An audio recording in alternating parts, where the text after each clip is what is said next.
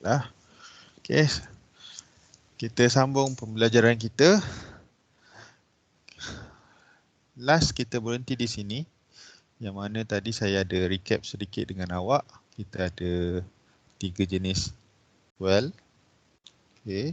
Kemudian dia akan sambung ke satu pipe yang menyambungkan ketiga-tiga sumber ni. Sama ada test ataupun production manifold. 2 jenis pipe lah. Pipeline ni lah. Okey. Yang mana test dia akan masukkan ke test separator. Siapa yang masuk ke production manifold dia akan masuk ke production separator lah. So dalam test separator ni yang gas dia terus ke atas. Yang mana minyak ataupun air. Okay, compound campuran yang ada minyak dan air akan turun ke bawah lah. Okay, kemudian diseparatekan oleh production separator. Dalam production separator ni kita pakai nama dia 3-phase separator. Okay, 3-phase separator yang mana pengasingan dia adalah gas, oil, water. Okay, so 3 jenis ni lah kita asingkan. Gas naik atas. Ini yang saya jadikan dia sebagai satu train system lah kan.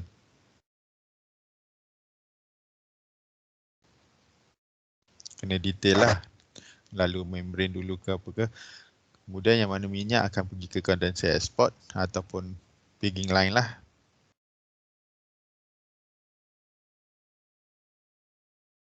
Yang warna water kita akan buat treatment dululah ni ya. Kita panggil treatment.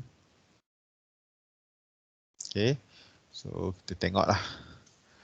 Secara keseluruhannya, okay, dalam software kita, saya dah maklumkan tadi pun dekat sini pun kita dah boleh nampak. Okay. So ada beberapa benda yang tak termasuk dalam OTS. Ada beberapa sistem yang kita boleh masukkan dalam OTS. Okay.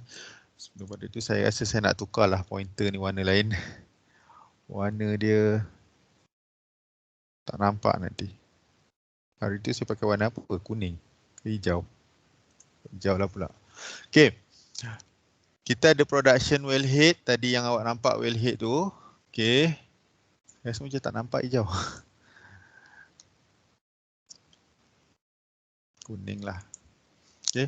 Kemudian kita ada yang tadi header ataupun manifold tadi tu kan. Inilah. Okay. Lepas tu production separator dan juga test separator. Okay. Produce water treatment. Kita ada sistem hydrocyclone. Kita ada oil skim drum.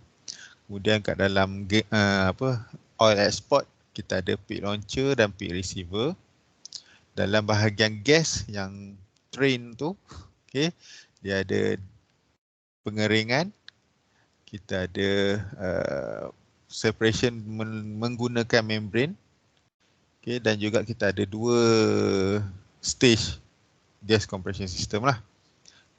Secara keseluruhannya inilah yang ada di dalam software yang kita akan gunakan, Unisim daripada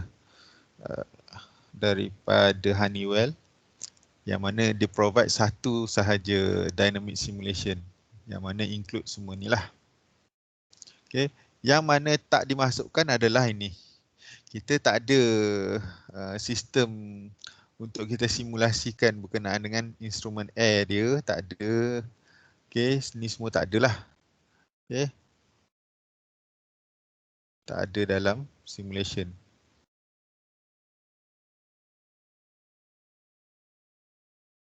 Okay, sebab apa? Kita nak fokus pada proses lah. Kita nak fokus pada proses. Ini penting untuk proses. Dia penting. Cuma kita nak kepada proses apa yang kita kena fokuskan. Iaitu daripada processing, daripada extraction of, bukan daripada extraction, daripada proses kita ambil minyak dan juga gas dari telaga minyak, dari well, hingga ke kita buat pengasingan ketiga-tiga bahan yang saya maklumkan tadi, dan ke mana kita hantar. Itu sahaja kita punya fokus dan objektif untuk simulation ni lah. Yang lain, instrumen air system ni awak boleh nampak awak boleh tengok dan boleh apply practical lah, senang cerita, di pilot plant kita lah. Okay, pilot plant ataupun kalau nama dekat sini kita panggil apa? Yang plant kat belakang awak panjat tu kan. Okay. Fuel gas system saya tak ada dekat sini sebab kita tak ada asing gas yang yang terbakar, yang mudah terbakar. Kita ada gas tapi gas yang tidak mudah terbakar, iaitu carbon dioxide dan juga nitrogen kalau dekat pilot plant lah. Okay. Sebab tu kita tak ada. Sebab tu saya cakap fuel gas system kita tak ada. Diesel system pun kita tak ada. Chemical injection kita ada. So saya tanda kat sini lah yang kita ada dekat pilot plant. Flare system kita ada, tapi flare system ni dia sistem berlainan. Dia tak bersambung dengan proses asas, proses plant tu sendiri. Dia tak bersambung dengan proses dalam ni. Dia satu sistem yang berasingan. Okay? Sebab dia nak biasakan diri, nak familiarizekan awak dengan sistem flare ni. Function dia untuk apa, macam mana dia berfungsi, macam mana kita nak buka dia, apa semua. Tu ada. Kita ada juga water injection. Semaklum saya adalah awak faham maksud water injection system ni masa dalam petroleum, subject petroleum dululah. Kan, yang dia inject water ke dalam reservoir tu kan. Dia inject air masuk dalam reservoir untuk push minyak yang ada kan. Okay. Kalau maybe in case pressure tak cukup ke, ataupun in case kita nak recover lah, nak recover sebanyak yang mungkin minyak yang ada tu kan. Open drain system, closed drain system kita ada dekat pilot plant kita. PSA ada, pressure swing adsorption column ada. Gas pre-treatment tak ada. Utility system saya tak pasti ada ke tidak. Kita memang yang semaklum saya, kita ada instrumen air system lah. Okay. Tapi utilities macam electrical tu kita ada lah. Electrical, air daripada Jabatan Bekalan Air. Cuma kita taklah pakai, kita tak ada pengguna plant yang kita, pilot plant yang kita ada ni, dia tak ada toilet, dia tak ada cafe ke tempat makan ke, tak ada. So yang ada electrical adalah kita tak ada boiler, kita tak ada steam. So tu adalah part of utility system. So tak semua ada lah. Cuma nak kata keseluruhan ni tak ada dalam simulation. Okay, tak ada. Jadi kita skip banyak benda jugalah. Open drain dengan closed drain ni ada dimaklumkan dalam simulation masa kita buat, tapi dia tak ada tunjuk sistem dia. Dia hanya hantar minyak ataupun air ke situ. Kemudian apa jadi, macam mana nak operatekan dekat alat ni ataupun sistem ni, tak ada. Okay. So apa yang saya maklumkan dekat dalam ni adalah ceritanya yang disampaikan dalam slide ni lah. Okay. Flow line size dia, okay, size pipeline dia macam mana, ada DN250 lah, DN100 lah, awak boleh research sendiri sebab saya bukan mengajar bahagian piping. So awak boleh tengok lah dia punya data. Okay. So yang lain ni pun saya dah maklumkan dalam basis data. Okay, ni saya dah ceritakan pada pembelajaran kita sebelum-sebelum ni. Saya nak fokuskan pada equipment lah, equipment. Okay. Kita ada test separator. Nama test separator kita pada label ataupun pada equipment identification number dia adalah V1000. V1000 So saya nak awak familiar kan. Okay, familiar. Okay, familiar kan. So dalam untuk test separator punya capacity yang dia boleh tampung, inilah. Okay, ni yang dia boleh tampung dan dia beroperasi pada pressure 26 bar. So benda-benda ni awak perlu take note sebab apa? Kalau kata awak buat simulation ni ataupun kalau kata simulation ni ada di physicalnya, pada physicalnya mana awak boleh tengok ke apa ke, benda-benda ni awak kena tengok sebab kalau terlebih bahaya, kalau terkurang kena tengok kat lah jangan sampai low ataupun low. Low tu jaga-jaga dah lah, low boleh trip lah, maknanya plant tu boleh stop. Okay. Kemudian mana-mana yang saya dah maklum tadi tu, ni gas akan pergi ke membrane, yang mana liquid akan masuk production separator tu saya dah maklumkan lah tadi. Okay. So kita pergi kepada production separator pula. Ni dia punya number, identification number dia V1010. So nanti bila awak, kenapa saya maklumkan ni nombor-nombor ni, nanti bila awak mainkan di simulation tu, dia ada tulis lah. Okay, dia ada tulis. So tolong tolong faham, kenal nombor-nombor tu.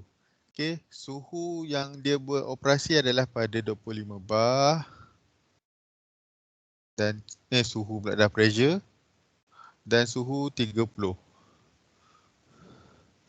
Okay, kemudian seterusnya gas akan pergi ke membrane, yang mana oil pergi dekat pipeline lah, yang kita cakap ada pit launcher, pit receiver tu. Mana-mana air akan dihantar ke water treatment system. Okay. Dan ni design capacity dia lah. Dia boleh tampung 66.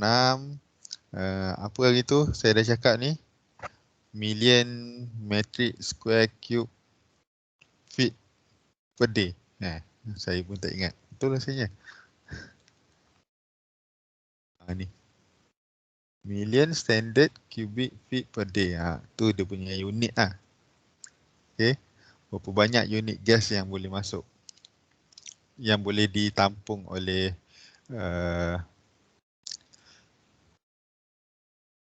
alat tu. Okay. So apa ni, ni pun kena ambil maklum lah supaya apa, nanti awak ada practical dengan simulation ni. Kalau terlebih daripada design capacity ni, bahaya dia apa, awak kena ambil tahulah. Okay. Bayangkan botol boleh tampung 1.5 liter air, contoh. Botol air mineral contoh. Then awak masuk 2-3 liter. Melimpahlah jadinya kan. Macam tu. Ataupun kalau kata kita padatkan, mampatkan dia, kemungkinan besar boleh jadi apa kan. So lagi-lagi benda-benda yang dalam ni adalah dalam bentuk campuran yang boleh membawa kebakaran, letupan. So benda-benda ni adalah salah satu manual ataupun perkara requirement sebagai operator yang awak, bila awak bekerja. Bila awak bekerja kat plant, awak terpaksa, bukan terpaksa, memang tugas awak pun kan untuk mengawal contoh equipment sekian-sekian contohnya. Okay. So awak kena faham lah design capacity. Design adalah dia didesainkan sedemikian. Lebih pada ni bahaya ataupun dia tak boleh lebih lah. Senang cerita, design. Kalau operating capacity dia lain. Operating dia tengah beroperasi. Tengah operasi biasanya dia rendah. Maybe ambil dalam 10% rendah daripada ni. Okay, so tengok atas design lah. Okay. Okay, so hari tu saya ada cerita berkenaan dengan flow untuk minyak dan air. Sekarang ni kita pergi detail untuk gas. Gas saya perlu detail lah sebab sistem gas ni agak sensitif. Okay. So sebelum saya masuk dekat gas tu, apa lagi yang saya perlu maklumkan ya? Saya takut saya terlepas. Okay. So membrane unit separation ni, membrane separation unit, sorry. Okay. Tugas membrane adalah untuk membuang CO2. Seperti yang saya maklumkan sebelum ni, CO2 ni kenapa perlu dibuang? Sebab dia boleh menyebabkan corrosion ke, ataupun gas CO2 ni boleh menyebabkan kerosakan pada alat yang akan datang dekat depan dia ni. Lepas separation unit ni kita akan sambung dengan gas dryer, kita akan sambung dengan first stage compressor lah, second stage compressor lah. So CO2 memberi keadaan yang tidak sesuai untuk benda yang belakang tu beroperasi dengan baik untuk jangka masa yang lama lah. Jadi kita kena buang awal-awal. So salah satu fokusnya adalah untuk mengelakkan corrosion, okay, hakisan. Okay. So kita nak buang CO2 ni daripada berapa persen yang dia ada kepada setinggi-tingginya 6% sahaja. Kalau bawah daripada 6% is better lah. Okay.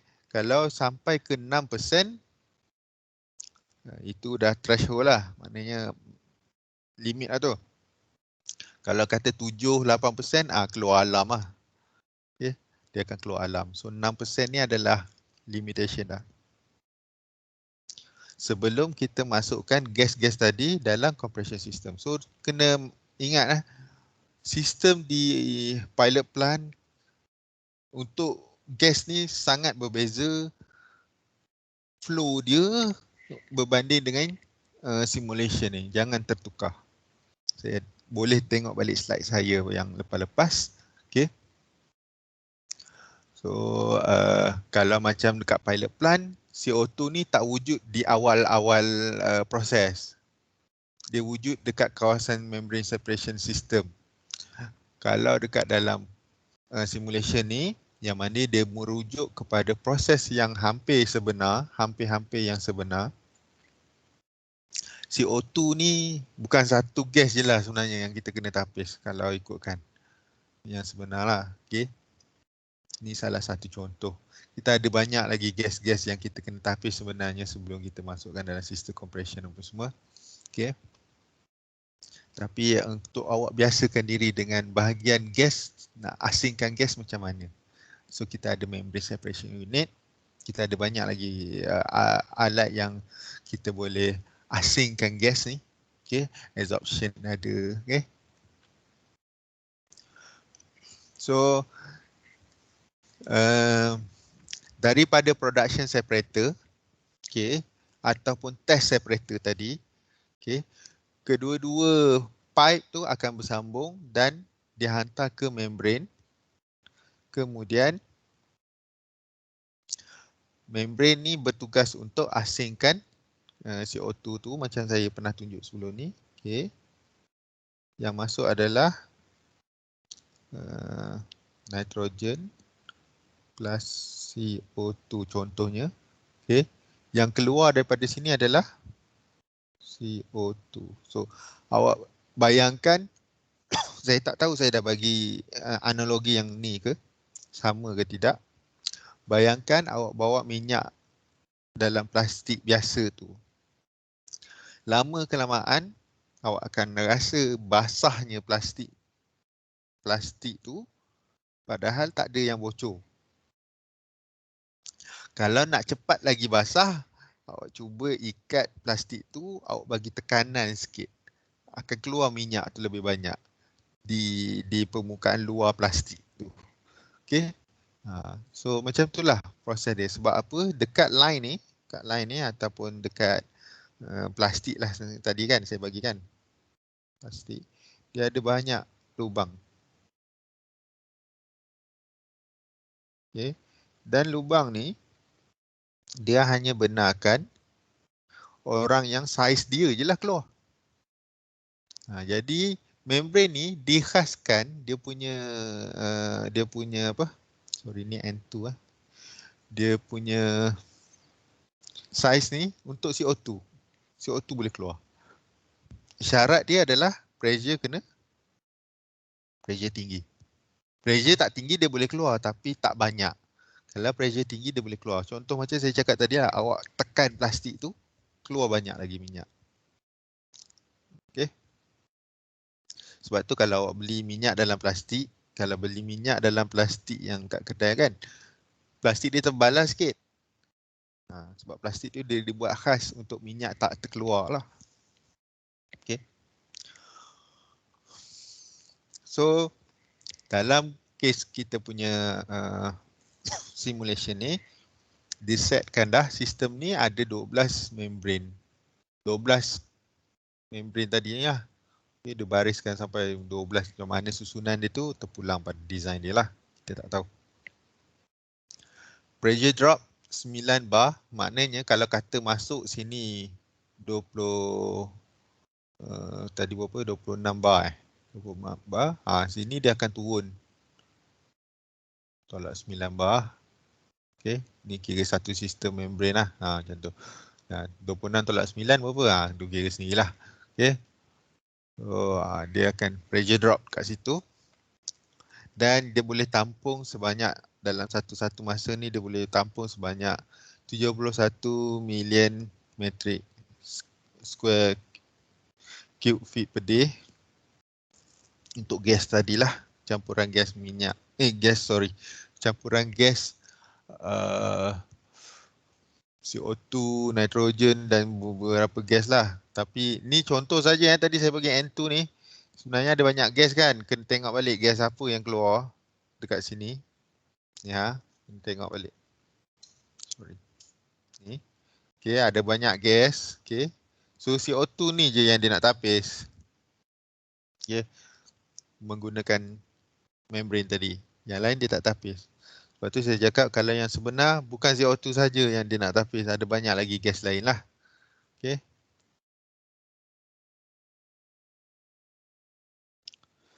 So operating pressure dekat sini dah di 24, dia dah maklum lah kat sini. So masuk kat sini kena tidak kurang 24 bar. Dan dia tak boleh lebih sangat pun. Dia adalah maximum threshold dia. Sebab nanti membrane tu dia macam plastik lah saya cakap. Kalau terlebih, contoh awak tekan kuat sangat plastik yang awak ikat tadi, boleh pecah kan.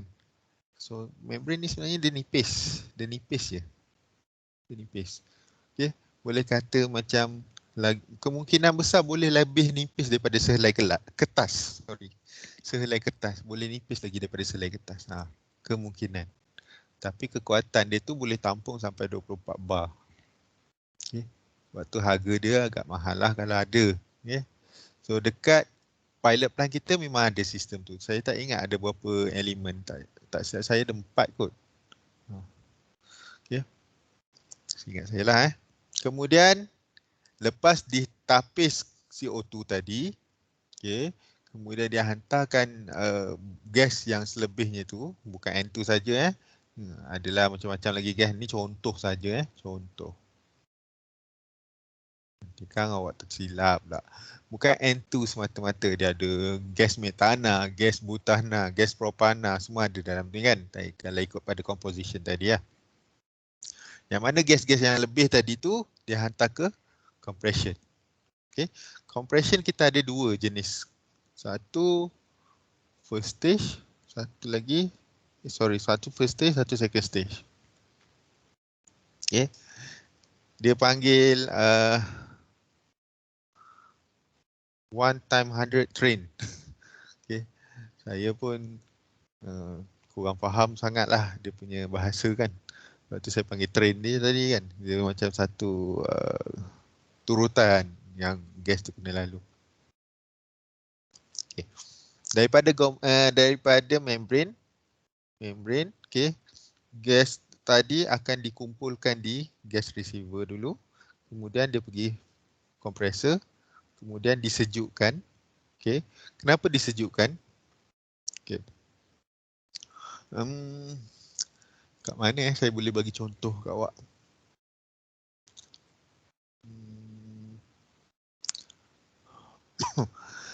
Kalau awak ingat balik pada chemistry, subjek chemistry. Okay. Graf Y ni, yang mana ni adalah solid, ni adalah liquid, ni adalah vapor. Kalau ingat lagi lah. Saya tak tahulah awak ingat lagi tak. Okay. Ni pressure, ni suhu. Ni pressure, ni temperature. Okay. So bila kalau ingatlah, okay, contoh dia berada dalam bentuk liquid kan, pressure dia naik. Okay. Bila kita kompres sesuatu bahan, kita kompreskan dia, kita kompres, kita beri tekanan yang tinggi pada dia. Depends on bahan tu sendiri. Okay. Suhu dia akan berubah. Okay. So suhu dia boleh berubah. So, bila kita beri tekanan dia tinggi, suhu dia akan naik. Okay. Depends on bahan lah. Okay. So bila kita, kalau awak ingat balik graf-graf ni lah, gitu kan, bila kita tengok, kalau kita naikkan kita payah untuk kita naikkan macam ni. Kita payah nak naikkan straight sahaja. Sebab dia akan jadi macam ni juga. Pressure naik, suhu mesti berubah naik. Mesti dia bergerak ke kanan. Cara dia untuk naikkan pressure semata-mata adalah kita kena bagi cooling lah. Kena bagi cooler. Kita kena sama ada lepas naik ataupun sebelum naik, semasa proses tu berlaku, kita kena bagi cooling. Okay. Nak naik boleh, tak mustahil. Okay. Tak mustahil untuk naik semata-mata pressure tanpa mengubah temperature. Tapi kebiasaannya temperature akan naik bersama-sama dengan pressure. So, kena ingat bahan yang kita ada adalah metana. Okay. Propana. Propane. Methane, propane, butane, kan? C1, C2, C3, C4. Okay, ada 4 kan? Ada 4 C yang dalam bentuk gas kan? So, 4 C ni adalah bahan bakar. Mudah terbakar. Bila kata bahan bakar, mudah terbakar, dia ada flash point. Flash point ni adalah di mana kalau salah, tolong betulkanlah. Flash point ni sefaham saya adalah suhu ataupun tekanan di mana tanpa ada sumber api, sumber ignition, okay, sumber api kan, sumber, nak kata apa, ignition ni apa bahasa Melayu. Tanpa ada sumber, macam tak ada spark ke, tak ada apa ke, dia boleh terbakar dengan sendirinya. Dia boleh terbakar dengan sendirinya. Jadi berbahayalah. Sebab tu lepas dah dikompreskan, dah diberi tekanan yang tinggi, dan kena faham dalam kompresor ni ada blade. Dalam blade ni dia ada motor. Motor tu panas, kompresor tu pun panas. Bahan tu pun dikompres panas. Suhu akan naik. Jadi kita akan pasang satu cooler lah. Satu sistem lah cooler kat situ. Untuk sejukkan balik suhu dia. Kemudian kita tak boleh sejuk terlampau sejuk. Okay. Bila kita sejukkan pula, dia jadi terbalik lah. Pressure pun akan turun. Kita tak nak pressure tu turun. Kita tak nak pressure tu turun dengan mendadak. Ataupun kalau kata pressure tu boleh turun juga dengan mendadak, dia boleh menyebabkan gas receiver ni pula jadi negative vacuum kan. Kita risau takut dia sejuk kan.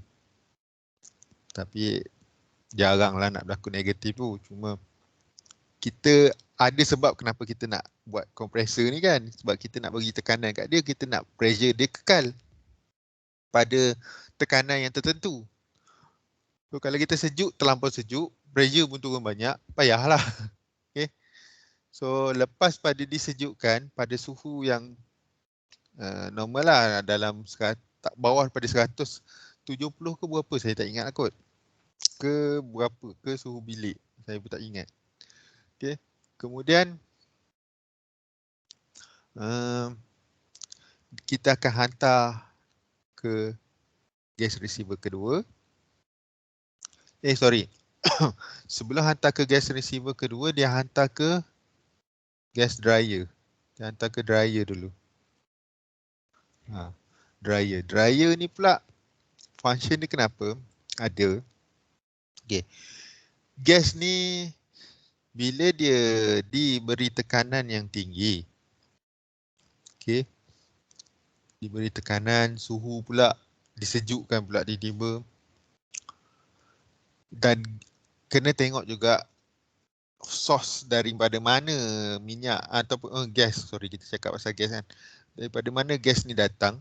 Gas ni datang daripada laut, daripada dalam tanah, daripada reservoir, daripada telaga-telaga minyak tu kan. Kemungkinan pembawaan moisture, kelembapan tu ada. Okay. So bila saya cakap pasal moisture ni satu benda yang kita tak nak ada dalam sistem yang kompresor ni. Kalau awak faham apa kesan moisture kepada equipment, tak payah pergi jauh lah. Kita rendam paku dalam air, tengoklah seminggu dia punya berkarat macam mana. Kan? So lebih kurang macam tu. Okay. Lebih kurang yang macam tu. Moisture tu boleh menyebabkan kerosakan kepada ni pula. Jadi sebelum dia hantar ke gas receiver yang kedua, dia hantar ke dryer. Adalah sistem dryer dia, kita panggil PSA, pressure swing adsorption. Kemudian baru pergi ke gas receiver kedua. Proses yang sama balik lagi sekali. Kenapa Cik Nas ada 2 kali kena kompres, tak kemahal, alat 2 kali kena beli? Ada sebab. Kita ada sebab dia lah. First compressor, dia akan compress pressure sampai sekian sahaja. Sekian-sekian saja. Kita dah tak boleh nak lebih. Itu adalah limitation dia. Okay. Mungkin dari segi thermodynamicsnya, mungkin dari segi equipmentnya. Okay. So kalau kata thermodynamicsnya, kita tak boleh nak increasekan sampai dalam satu masa tu, dalam satu alat tu sampai point tertentu. Secara teori boleh di-increasekan, secara praktikalnya mungkin tidak. So bila kita dah increase sampai satu point, kita sejukkan balik dulu, kemudian kita increase lagi sekali. Itu proses yang dibuat sekarang ni lah. Okay. So sebab tu kita buat 2 kali kompresor. Satu kompresor ni mahal, tapi sebabkan secara fizikalnya tak boleh nak buat dalam satu, tak boleh, kita nak buat macam mana, terpaksa buat 2 kali lah. Okay. Lagi satu adalah kita kena tengok klien kita ataupun kapal yang nak ambil gas ni, kapal yang nak bawa, kita nak hantar gas ni kat seseorang kan, dekat klien kita, dekat kapal lah senang cerita.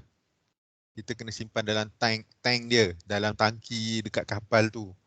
Tangki dekat kapal tu kita kena tahu spek dia. Dia boleh sesuai masuk pressure berapa. Biasanya sampai 2 kali kompres lah. Okay. Jarang lah sekali kompres dah boleh masuk. Tak tahulah ada ke tak. Saya rasa memang 2 lah. Okay. Tu sebabnya kenapa ada 2 kompresor. Okay. So first stage compressor, ni nama dia. So kenapa saya detailkan bahagian gas sebab dia sangat-sangat sensitif. Kalau awak main nanti, main simulasi tu lah. Okay. Seronok main simulation tu. Daripada telaga sampai ke minyak, sampai ke air. Seronok. Sebab senang kontrol. Start je awak buat gas, saya boleh katalah setakat saya ajar, tak ada lagi student yang tak trip. Ataupun plan dia tak automatic shutdown. Sebab gas sistem dia complicated sedikit. Dia sensitif sebab dia ada kompresor, dia ada membrane, kita kena control pressure betul-betul, tepat dia. Kan kalau minyak dengan air ni, pressure dia punya threshold, maknanya high limit dengan low limit dia tu agak besar. Kalau gas ni dia ubah dalam 3-4 bar pun dah boleh menyebabkan bahaya. So sebab tu dia sensitif. Okay. Buat tanpa kita perasan, kompresor satu dah terpadam dengan sendirinya. Pernah lah berlaku. Oh, buat sampai habis. Tunggu dekat 3 jam. Tak keluar-keluar gas. Tengok-tengok dekat kompresor pertama, valve dia, shutdown valve dia dah tertutup awal-awal. Tanpa student tu tak perasan lah kot, dah keluar alarm dari tadi kot. Tu lagi satu lah, alarm. Okay, bila main plant ni, bila duduk dekat plant, duduk dekat control room, tolong alert dengan alarm. Jangan silent. Bila dah main dekat lab nanti, tolonglah PC tu jangan di-silent kan. Student silent, lepas tu dia dah lah silent. Lepas tu dia tak tengok pula lambang alarm tu duk menyala dari tadi. Dia dah tak perasan dah. Rupa-rupanya dari awal lagi dia dah trip. Itu biasa sangat-sangat berlaku di sini ya. Okay. Ada yang seronok lagi, mentang-mentang lah ni simulasi. Okay. Dalam simulasi ni kita boleh speed upkan dia punya speed. Tak, dalam keadaan realitinya tak boleh lah. Okay. Kita boleh speed upkan dia punya speed. Ada sebab lah kenapa dia buat speed tu. Untuk saya buat kajian ke, untuk saya kaji proses ke, tak apalah. Ini awak tengah buat praktikal, tiba-tiba awak buat naikkan speed sebab lambat sangat tunggu, lagipun tengok kawan sebelah macam dah nak siap, awak tak buat lagi sampai situ, awak pun speed up. Jadi minta maaf kata lah, awal-awal nanti kan dah boleh kena trip, fail je lah.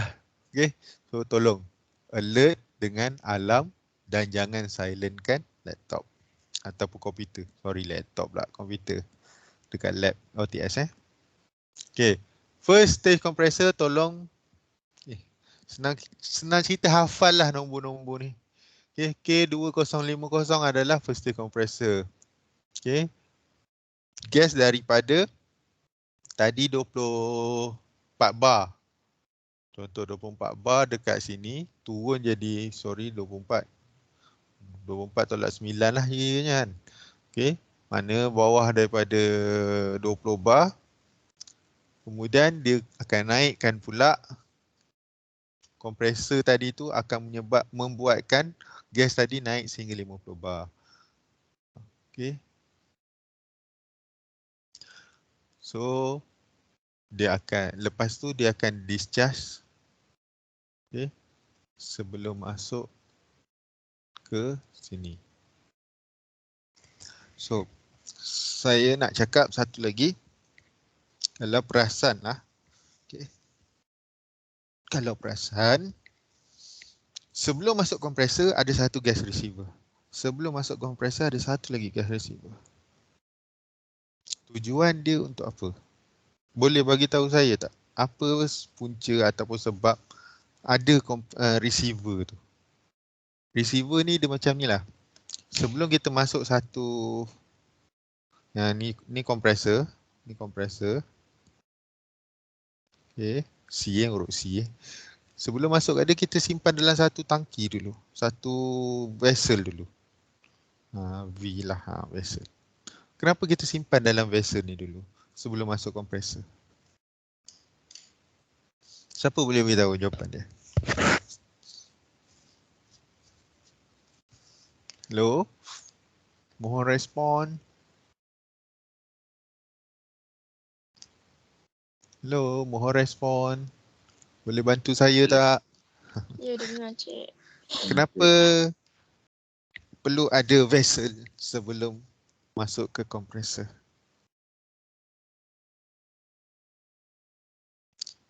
Boleh jawab tak? Boleh jawab tak? Tahu ke tak tahu? Sebab dia nak kawal yang masuk ke kompresor ke cik. Okey, hampir-hampir tepat. Dia nak kawal dia punya low. Takut ia overflow seperti. Okey, okey. Boleh terima lah. Dia macam ni lah. Kompresor ni dia besar. Bila satu alat tu, satu barang, satu alat tu besar, dia berputar. Awak bayangkan lori, kalau dia dah jalan laju, tiba-tiba nak brake. Kan? Tiba-tiba nak brake. Memang dia tak boleh nak brake lah. Tak boleh nak berhenti on the spot lah. Even kereta pun, kalau kita nak berhenti on the spot tak payah lah kan. Unless kita bawa slow. Itu lain cerita lah. Itu pun akan ada telajaknya. Okay. So, kalau motor dia dah berputar, okay, tiba-tibalah gas tak ada dalam ni. Okay, tiba-tiba gas tak ada dalam ni. Okay, so saya pernah bagi contoh, awak sedut air kotak. Sampai habis, dah habis awak sedut lagi. Inilah yang remuk kan. Inilah yang rosak nanti. Okay. Ataupun pipe yang boleh merupture. Okay, pipe tu dia akan jadi negative pressure lah. Okay, negative pressure maknanya dia remuk lah. Okay. Kena sedut kan. So ada juga mungkin alat belakang dia ni pun boleh terlibat sama. Sebab tu perlunya ada satu vessel sebelum masuk kompresor. Itu dari segi keselamatan jugalah. Dan kita perlu ada satu alat dekat vessel ni. Okay. Dia boleh buka kalau berlaku negative pressure supaya selamatlah vessel ni. Okay. Maknanya dia benarkan udara masuk ke, ataupun kita sambungkan satu sistem gas ke. Yalah, kalau kata gap kompresor ni tak boleh nak kena udara kan. Tak, sebab ada carbon dioxide lah, ada moisture lah kan. So kita sambunglah dengan pipe ataupun gas yang blanket punya gas ke, nitrogen gas ke, kita tak tahulah. Tengok atas sistem lah ataupun orang tu pasang macam mana kan design dia. Okay. So in case berlakulah tidak cukup pressure, sekurang-kurangnya dia nak stop tu at least gas kat dalam ni dia boleh, bila dia detect ni rendah, okay, dia buat macam ni lah. Macam tu. Dia masuk balik gas. Gas ni rendah. Okay. Tap. Kat sini terputus laluan gas. So tak ada gas baru masuk. Kompresor tak boleh nak berhenti lagi. Pusing sampai dia slow. Okay. Macam tu lah lebih kurang lah. Ni contoh saja. Okay. So sebab itulah ada gas receiver tu. So masuk lepas pada yang pertama punya kompresor, dia akan masuk ke PSA type gas dryer skid D2020. Okay. So dia masuk dalam gas dryer. Penerangan dia tidak detail sangat bahagian PSA ni. Nak tengok, kena tengok waktu simulation nantilah. Okay. Dan dia masuk ke kompresor yang seterusnya lah nanti. Tadi dah pressure 70 bar. 50 bar. Sekarang dinaikkan pressure sampai 121 bar sebelum dihantar untuk sebagai axial gas lah. Okey. Okey. Ini dia punya design capacity untuk kompresor. Okey. Untuk first dengan second. Okey, gas drying. Okay, dalam gas drying system kita ada separator ni, insyaAllah nanti bila kita tengok simulation tu saya terangkan lagi satu demi satu lah. Okay. Kita ada inlet, separator, gas dryer, kita ada filter dia, kita ada regen heater, regen cooler. Okay. Ingat main game je ada regen ni. Okay. So ni gas drying system lah. Saya lebih suka terangkan bila awak nampak yang gas drying system ni. Okay, ni penerangan dia sajalah. Okay. So dia pergi kepada peak line, peaking line, peak launcher dengan peak receiver, yang mana minyak tadi, minyak yang diasingkan tadi daripada separator tu, dia akan hantar ke, kita panggil export pipeline lah, saya panggil peaking line lah. Okay. Yang mengandungi peak launcher dan juga peak receiver. Okay. Ni alat-alat yang ada lah dekat dalam sistem tu. Untuk water pula, okay. So kita ada hydrocyclone yang mana dia akan buang titisan minyak yang terbaki tu, okay, daripada production separator. Kemudian seterusnya hantar air yang banyak tadi tu ke oil skimmer. Ni adalah dia punya design lah, design untuk water treatment. Okay. So itu adalah secara keseluruhan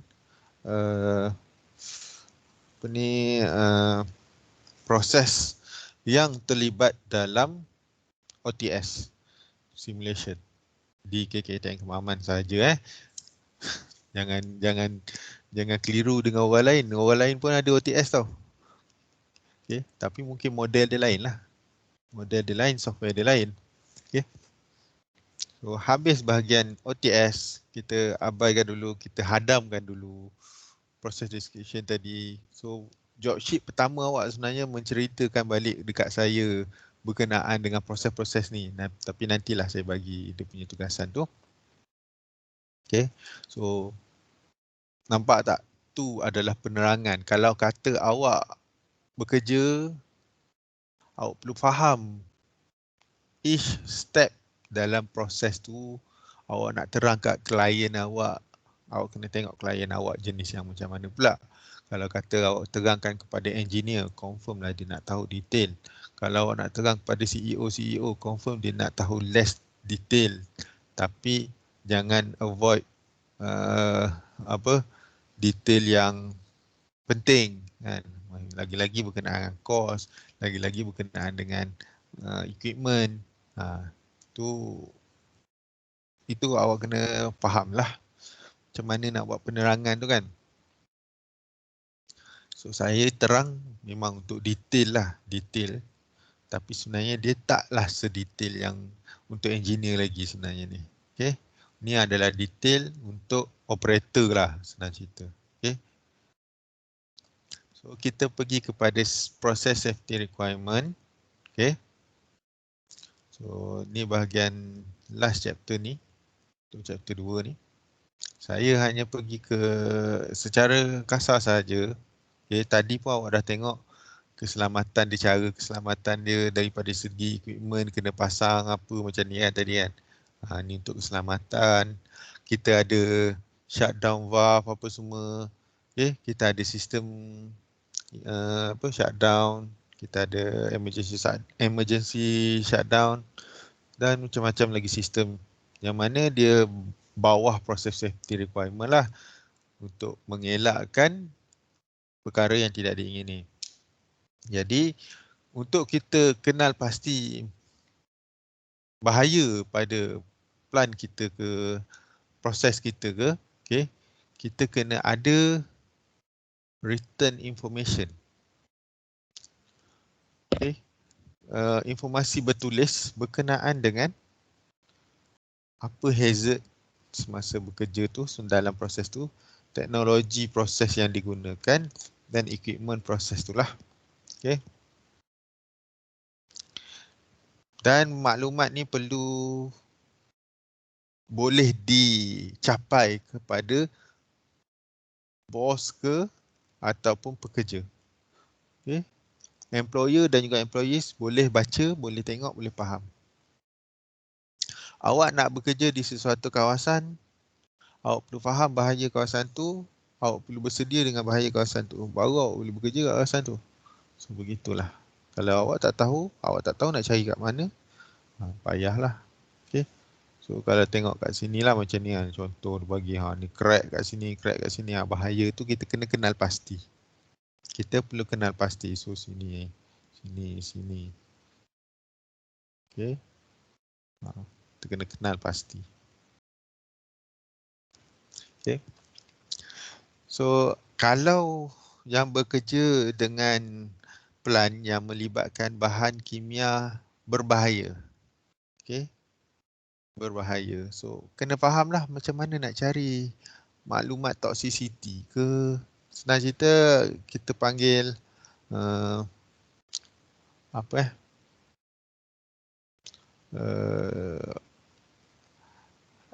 SDS, Safety Data Sheet. Okay. Safety Data Sheet.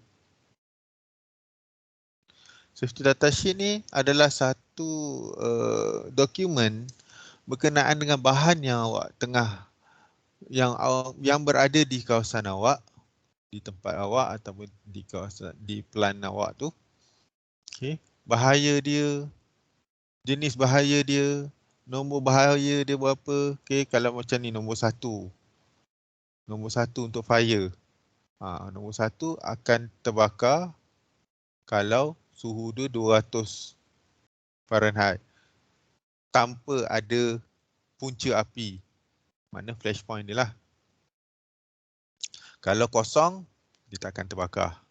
Kalau 2, 3, 4 lebih bahaya lah. Sebab lebih rendah kan. Lebih rendah suhu, lebih bahaya lah. Mana contoh suhu bilik dah boleh terbakar. Kan bahaya. Okay. Kalau suhu 1000 baru terbakar, itu mungkin kurang bahaya tapi bukan kata tak bahaya langsung. Okay. Nombor 3, 3 ni apa? Shock and heat may detonate, boleh terbakar, boleh letup, boleh meletup. Okay. So yang ni specific hazard. Kalau bentuk ni ada radioaktif, kalau acid ditulis acid, kalau alkali ke korosif ke dia ditulis. Health hazard, okay, bahaya ke tidak. Nombor 2 maknanya hazardous, bahayalah. Extreme danger, deadly, bahaya, boleh menyebabkan kematian, macam tu. So semua data-data ni perlu berada di berhampiran dengan tempat awak bekerja. Or at least ada satu kawasan yang memang ada data ni secara photostat pun tak apa. Okay. Kita panggil kopi lah, kopi daripada yang original. Okay, kopi punya dokumen. So tak ada masalah. Yang penting awak tahu bahaya dia dan sentiasa diupdate bahagian ni. Katakan ada bahan kimia baru ke, so update lah. Jangan biar je dokumen ni dah 10 tahun pakai dokumen sama kan, kertas pun dah reput. Tak boleh lah. Kena minta dengan supervisor ke, supaya berada berdekatan dengan tempat awak buat kerja. Contoh dekat dalam makmal kimia, akan ada satu kabinet, dalam tu ada dokumen benda-benda ni. Sepatutnya lah Okay.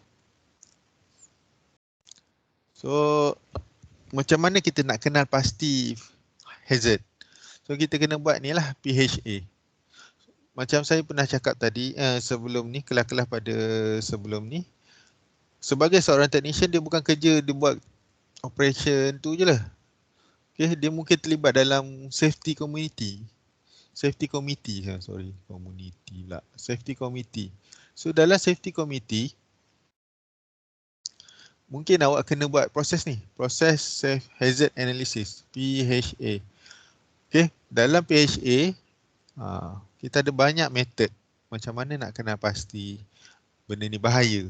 Kita boleh guna what if, checklist, what if dengan checklist, HAZOP, FMEA, FTA. Saya rasa awak belajar dah dalam OSHA, tak silap saya benda ni. Okay. Ni hanya revise balik sahaja. Okay. So penlibatan awak adalah mandatory. Wajib dalam ni lah PHA ni. Okay. So tak boleh lari lah bila bekerja. Semua orang terlibat lah.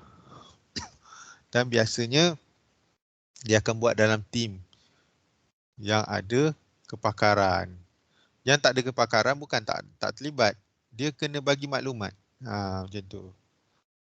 Okay, bila dah ada maklumat, dia dah ada knowledge, okay, so dia kena evaluate lah, kena nilai lah bahaya tu.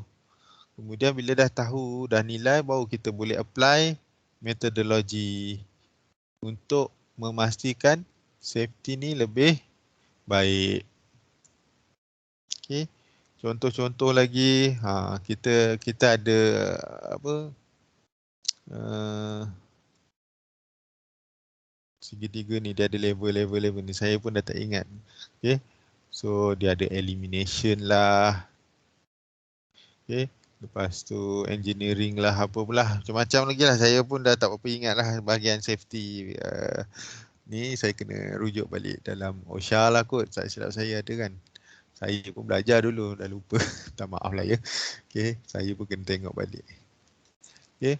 So Engineering and Administrative Control. So ni salah satu dalam segitiga tu lah. Okay. Yang mana lebih penting kan. Kalau paling baik adalah buang terus bahaya tu.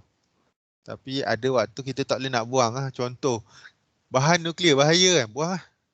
Tapi proses dekat plan awak perlukan bahan tu. Kalau tak ada bahan tu, tak jalan lah company tu. So takkan nak buang kan. So kita tak boleh pakai elimination, kita kena pakai yang kedua, ketiga, keempat. Macam tu lah. Okay. So dalam proses hazard analysis juga perlu buat pengenalan pastian lah. Previous incident. Incident bukan accident. Incident. Okay. Incident ni dia masuk sekali. Accident pun masuk. Near miss pun masuk. Maksud dia perkara yang dah accident yang telah berlaku. Kebakaran dah pernah berlaku. Okay? Itu kita kena point. Dan juga kebakaran ataupun bahaya-bahaya ataupun hazard yang tak berlaku tapi hampir-hampir berlaku.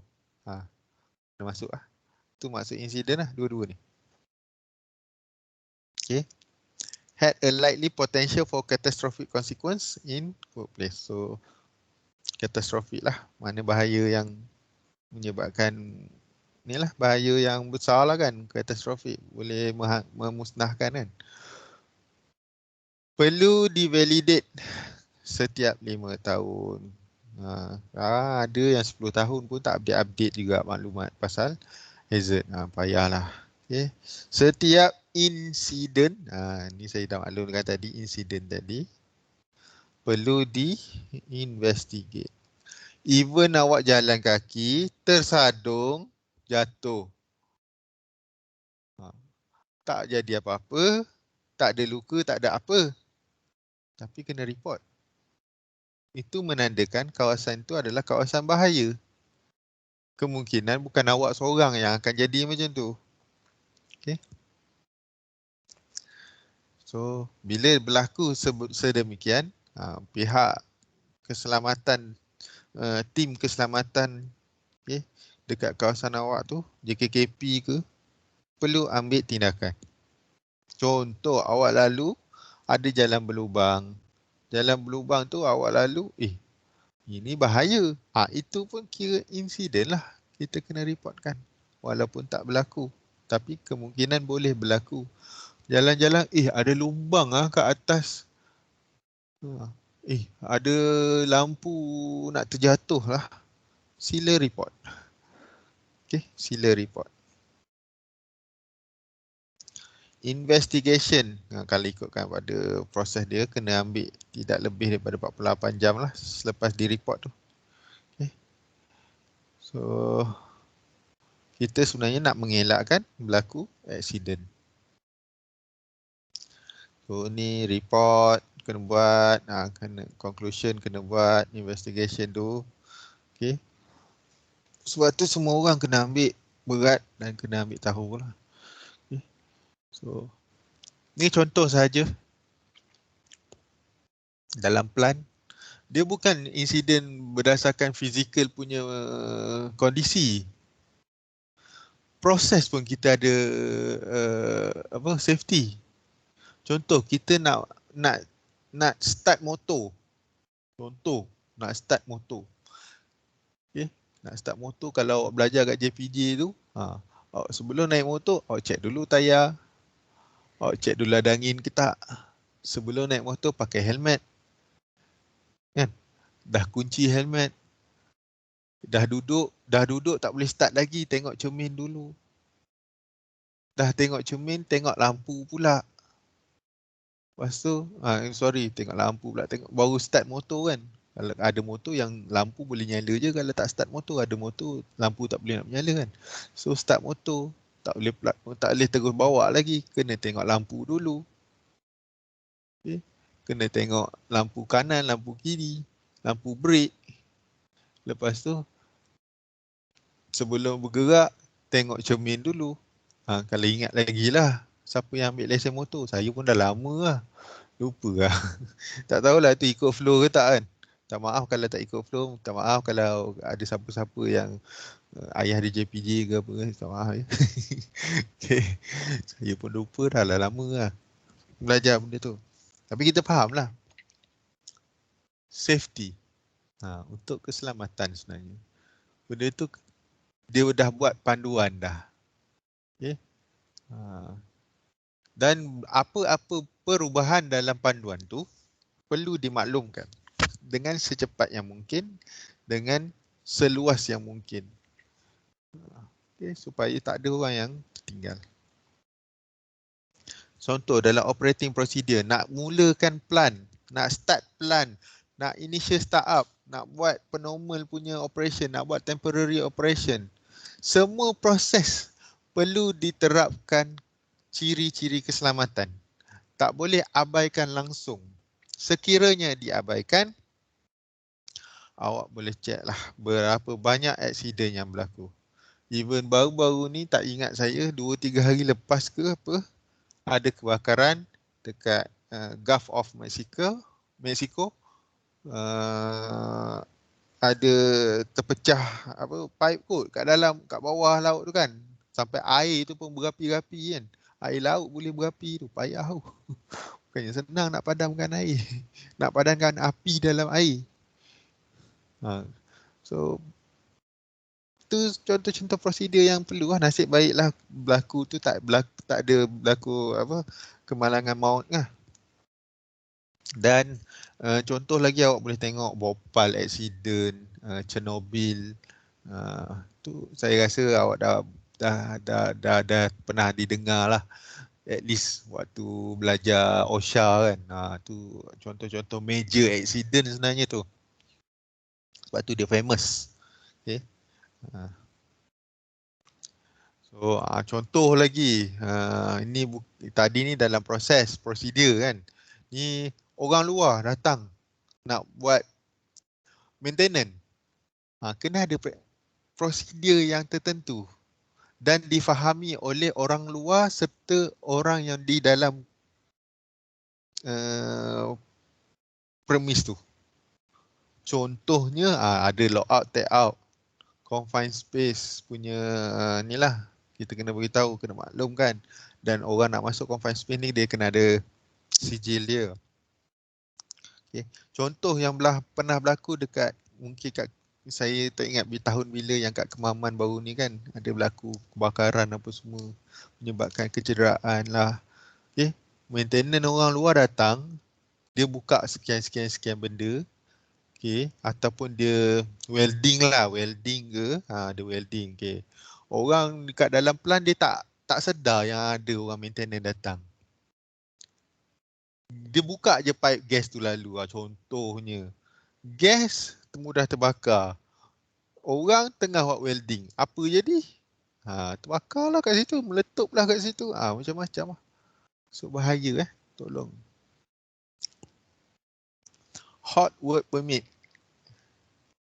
Okay, kalau bekerja dalam kawasan yang hot work, contoh ni welding ke, yang melibatkan kerja-kerja yang bahaya lah, fire prevention lah, okay, perlu isi satu borang hot work permit, yang mana ada nama yang buat kerja, sekurang-kurangnya ada nama orang buat kerja, ada list of yang apa yang kena tanda ni, lokasi dia, tarikh, masa, dan ditandatangani ataupun disaksikan oleh siapa.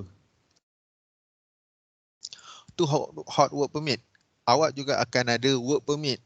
Hot work permit ni kalau nak masuk plant, nak kerja kat plant tu kena buat lah work permit. Maknanya awak tak boleh bekerja di plant tu kalau awak tak buat work permit ni. Sebab apa? Itu adalah kebenaran pihak premis untuk membenarkan awak bekerja di situ, tak kisah sementara ke beberapa hari ke.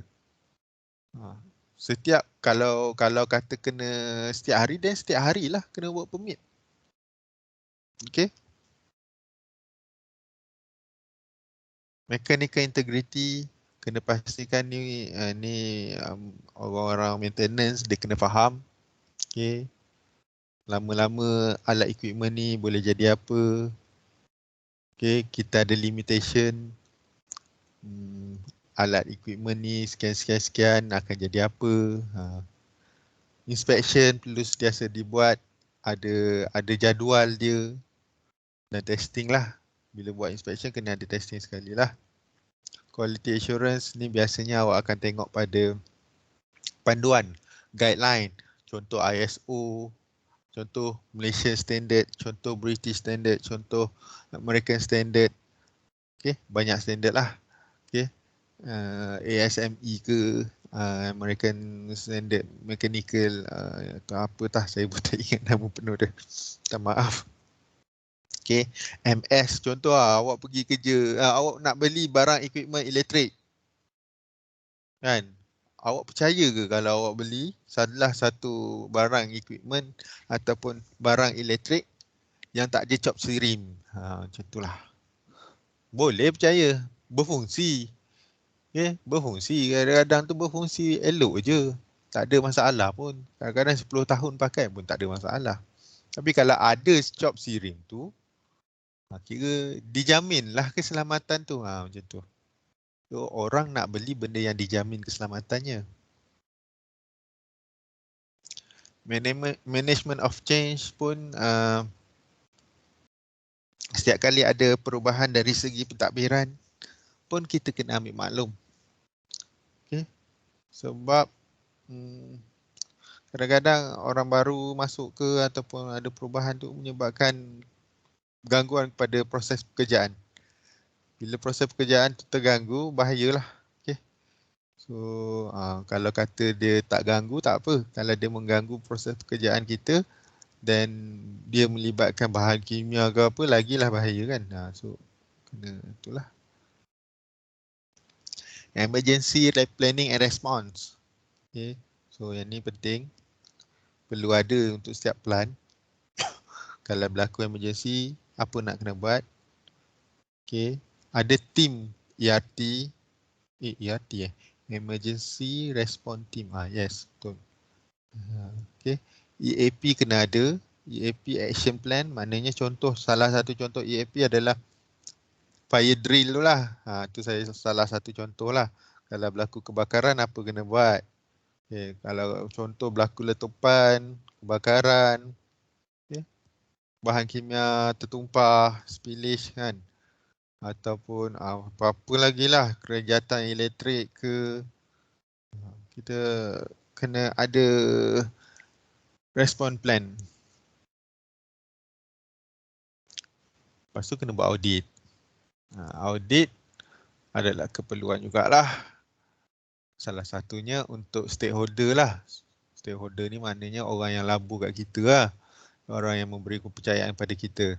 So, contoh kita nak beli macam saya cakap tadi kan, sirim kan. Kita confirm lah kita pilih yang ada sirim. Mahal sikit pun. Tapi dia selamat dan dijamin. Macam tu lah. Sebab tu perlu ada audit. Nak dapatkan sirim tu, dia kena buat pemantauan. Pemantauan tu adalah audit. Okay. Training.